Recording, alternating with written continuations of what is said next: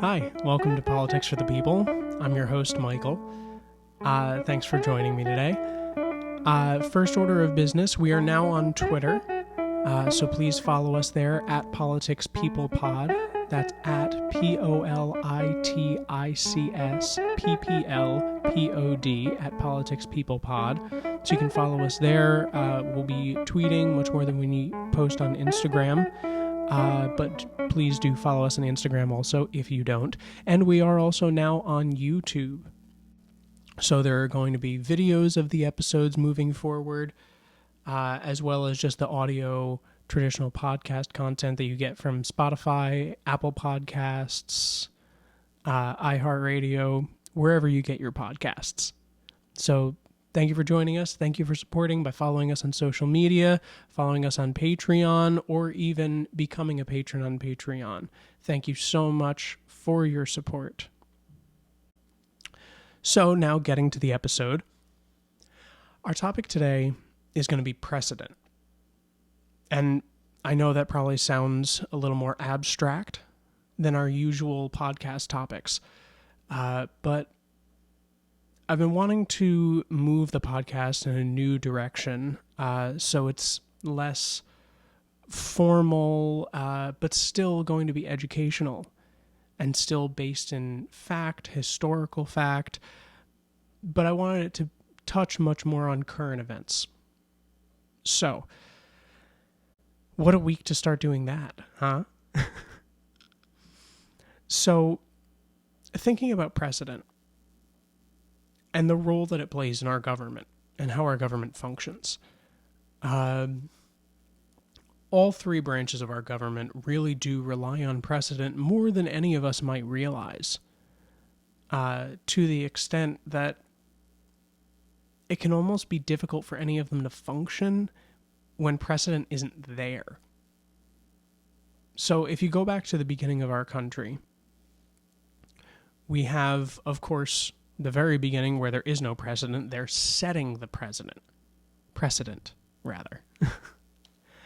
You look at the 1787 Constitutional Congress, where they convened and put their heads together to create this document that would govern this new American experiment as it's come to be known. And for some things, there was precedent. You know, they were pulling from things that had been done back in Europe and tweaking it in ways that they wanted to tweak it and trying to improve upon it or what have you. But everything was being done in a wholly unique way.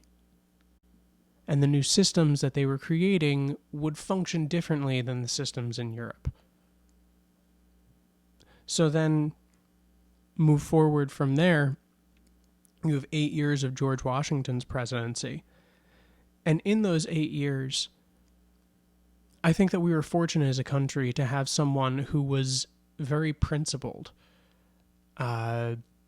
I use the word principled because I think that there is a really solid objective argument to be made for that idea and for that word.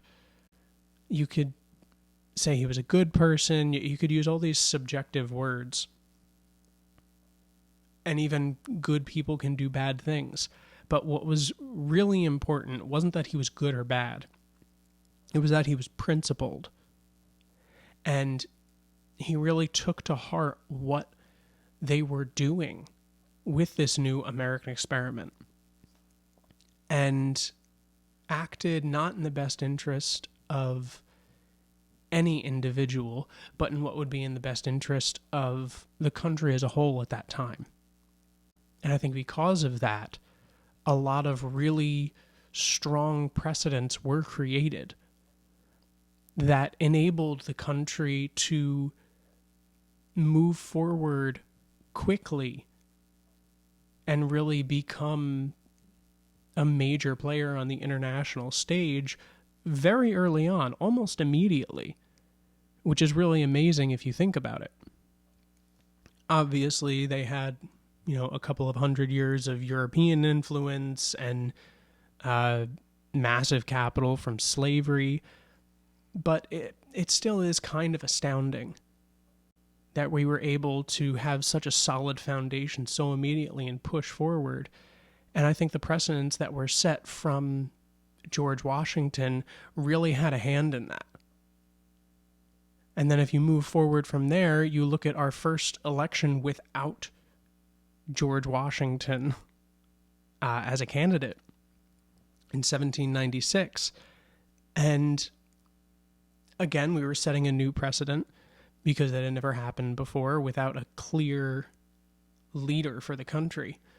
And you had a massive discrepancy in the House with the Electoral College. And there was a contested election. We talked about this more in our Electoral College episode, which is actually our first episode. So if you need a refresher, you're curious, jump back, listen to the Electoral College episode, and we do talk about the election of 1796, where the winners, you have to say, were John Adams and Thomas Jefferson.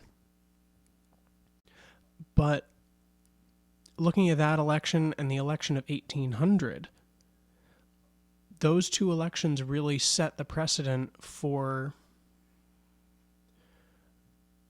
what it was going to mean for the country moving forward to be at a crossroads of sorts and say, okay, not only do we want to go with this leader or this leader, but do we want to go with this philosophy or this philosophy? And then how much is that really going to change things?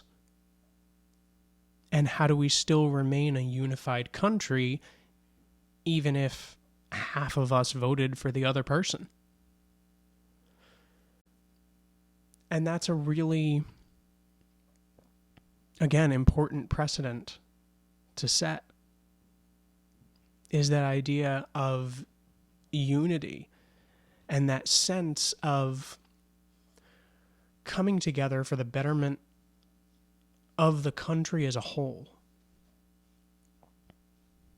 to push forward with those new ideas. And I think when you look at precedent and you look at the strong foundation that I talked about before that we were given by the early precedents that were set, even though those foundations were strong, there were always problems with them. There were always issues that came up that remain unresolved. And we've seen that today, the unresolved issues of race, over the last few years, which have kind of come to a boiling point. If you look back on what happened throughout our history, we always seem to come to these moments where we're the most divided. And then somehow we've always come back together and seem to be stronger than we were before. This might seem tangential, but I promise it's not. And in those times when we are able to kind of reunify, we've always had the issue of not really dealing with what drove us apart in the first place. If you look at the Civil War, we came together, we had Reconstruction, and then we had Jim Crow and indentured servitude and sharecropping and all of these other issues that arose from it.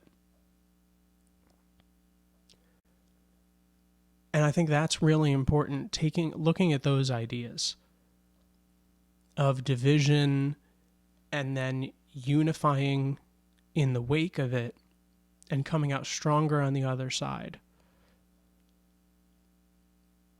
Because that's really what we're doing now. And we've seen 4 years of a president who didn't so much buck precedent as actively push it away. It almost seemed oftentimes that President Trump would look at precedent and say, well, I don't like where that's gotten us, so I'm going to go do the opposite thing. And if Trump was an outsider, Joe Biden certainly is not an outsider. So I think the expectation is very much for Joe Biden to rely much more on precedent, and for it to be much more of a traditional presidency. And I think that is very likely why a lot of people voted for him. But the question remains, the big question moving forward is, are the last 4 years going to be remembered as precedent setting by President Trump, or as an aberration where precedents were bucked and now we're going to move back and get back on track with precedent and more of a fully functioning government?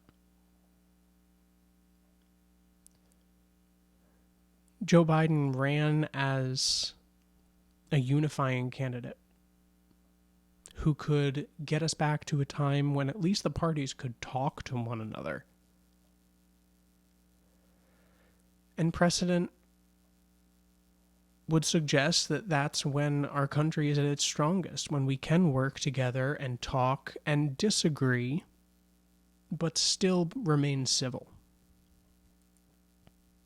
So looking forward,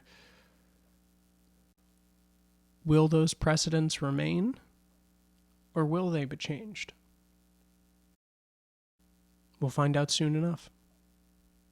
If you have any thoughts, please follow us on social media, Twitter, Instagram, YouTube. Everything will be linked down in the show notes. And if you don't already, subscribe to our newsletter. It's a weekly newsletter that comes out.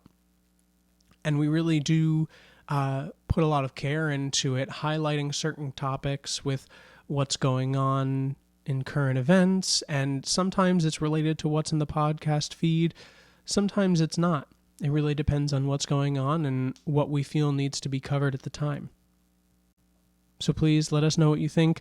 Leave us a review on Apple Podcasts, Spotify, wherever you get your podcasts. And if you're on YouTube, please subscribe, like this video, and we'll see you soon with another episode. Take care and stay safe.